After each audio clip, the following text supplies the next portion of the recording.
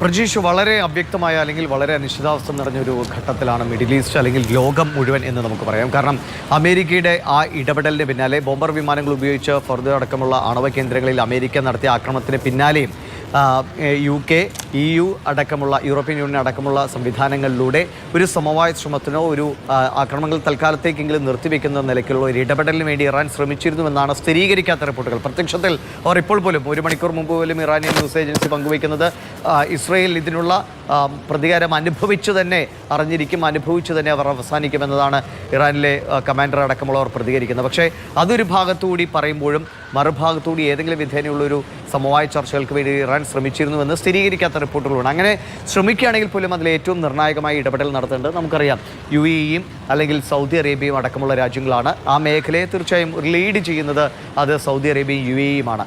ആ നിലയ്ക്ക് അല്ലെങ്കിൽ മതപരമായ നിലയിൽ ഉള്ള ഇടപെടൽ കൂടുതൽ ആ നിലയ്ക്ക് ഒരു ഒത്തൊരുമ എന്ന നിലയ്ക്ക് കൂടി ഇറാൻ്റെ കാര്യത്തിൽ കൃത്യമായി ജാഗ്രത കാണിക്കാൻ കൂടി സ്വാഭാവികമായിട്ടും സൗദി ശ്രമിക്കുമായിരുന്നു. പക്ഷേ ആ സാധ്യതകളെയൊക്കെ അല്ലെങ്കിൽ ഏതെങ്കിലും വിധത്തിൽ അറബ് രാജ്യങ്ങൾ ലോകത്തിൻ്റെ ഒരു സമാധാനം ഉറപ്പിക്കാനുള്ള ഒരു ഇടപെടൽ, പ്രത്യേകിച്ച് ആ മേഖല നമുക്കറിയാം വളരെ സജീവമായ ബിസിനസ് ഇടപെടലുകൾ നടക്കുന്ന ഒരു സ്ഥലമാണ് UAEയും സൗദി അറേബ്യയും അടക്കമുള്ള മിഡിൽ ഈസ്റ്റ്. സൗദി വലിയ മാറ്റങ്ങളിലേക്കൊക്കെ പോകുന്ന ഇടയിൽ ഇങ്ങനെയൊരു സാഹചര്യം ഉണ്ടാകുന്നത് സൗദിയുടെ അടക്കമുള്ള വികസന കുതിപ്പിനെ ബാധിക്കുന്ന നിലയിലാണ് കാര്യങ്ങൾ മുന്നോട്ട് പോകുന്നത്. അതുകൊണ്ട് ഈ രാജ്യങ്ങളൊക്കെ ഇടപെട്ട് ഒരു സമാധാന ശ്രമങ്ങൾ ഉണ്ടാകുമെന്ന പ്രതീക്ഷ പൊതുവെ ഉണ്ടായിരുന്നു. പക്ഷേ ദിവസം നമുക്കറിയാം 13-ന് തുടങ്ങിയതാണ്, ഇന്ന് 23-ആണ്. 10 ദിവസം പിന്നിടുന്ന ഈ യുദ്ധത്തിനിടയിൽ കൃത്യമായ അല്ലെങ്കിൽ അത്ര പോസിറ്റീവായ ഒരു സൈൻ കിട്ടുന്ന നിലയിലുള്ള ഇടപെടലുകൾക്ക് അറബ് രാജ്യങ്ങൾക്ക് സാധ്യത അല്ലെങ്കിൽ അതിനൊരു അവസരം അവർക്ക് ലഭിച്ചില്ല എന്നത് വസ്തുതയാണ്. പക്ഷേ ഇപ്പോൾ ഇറാൻ എടുത്തിരിക്കുന്ന ഒരുപക്ഷെ എടുത്തുചാട്ടം എന്ന് വേണമെങ്കിൽ വിശേഷിപ്പിക്കാം. ലോകത്തിൻ്റെ സമാധാനത്തെ വെച്ച് നോക്കുമ്പോൾ എടുത്തുചാട്ടം നമുക്ക് ഒരു ഭാഗത്തുനിന്ന്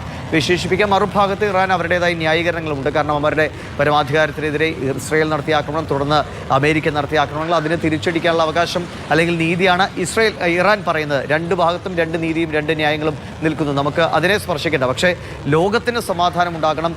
പശ്ചിമേഷ്യ കലുഷിതമായി മാറുമ്പോൾ അത് ലോകത്ത് നമ്മളടക്കം ഇന്ത്യ അടക്കമുള്ള രാജ്യങ്ങളിലെ മൊത്തം സംവിധാനങ്ങളെ അത് ബാധിക്കും, അല്ലെങ്കിൽ നമ്മുടെ സാമ്പത്തികം അടക്കമുള്ള കാര്യങ്ങളെ ബാധിക്കും, ലോകത്തെ ബാധിക്കും എന്നുള്ളതുകൊണ്ട് കൂടുതൽ ഇടപെടൽ ഇനിയെങ്കിലും വേണമെന്ന് തന്നെയാണ് എല്ലാവരും ആഗ്രഹിക്കുന്നത്. നിലവിൽ ഇപ്പോൾ ബഹ്റൈനിൽ സൈറൺ മുഴക്കി സന്ദേശം നൽകിയിട്ടുണ്ട്. ഇറാഖിൽ ആക്രമണം ഉണ്ടായിട്ടില്ല എന്ന് ഇറാഖ് പറയുന്നു, ഉണ്ട് എന്ന് ചില മാധ്യമങ്ങൾ റിപ്പോർട്ട് ചെയ്യുന്നതിൽ നമുക്ക് സ്ഥിരീകരണം ഇനിയും വരേണ്ടിയിരിക്കുന്നു. പക്ഷേ നിലവിൽ ഖത്തറിൽ നടത്തിയ ഈ ആക്രമണത്തോടുകൂടി ഇറാൻ അവസാനിപ്പിക്കുകയാണ് എങ്കിൽ ഒരുപക്ഷെ ഖത്തർ പറയുന്നു ഇങ്ങോട്ടുള്ള ആക്രമണത്തെ ഞങ്ങൾ അതേ നിലയിൽ തിരിച്ചടിച്ചു എന്ന് പറയുന്നതോടുകൂടി അവിടെ ഒരു ഫുൾ സ്റ്റോപ്പ് ഇടുകയാണെങ്കിൽ വീണ്ടും ഈ ഗൾഫ് രാജ്യങ്ങൾ, സൗദി അടക്കമുള്ള രാജ്യങ്ങൾ ഇടപെട്ട് ഒരു സമാധാന ശ്രമങ്ങൾക്ക് മുൻകൈ എടുക്കാനുള്ള സാധ്യതകൾ ഇപ്പോഴും അവശേഷിക്കുന്നുണ്ട്.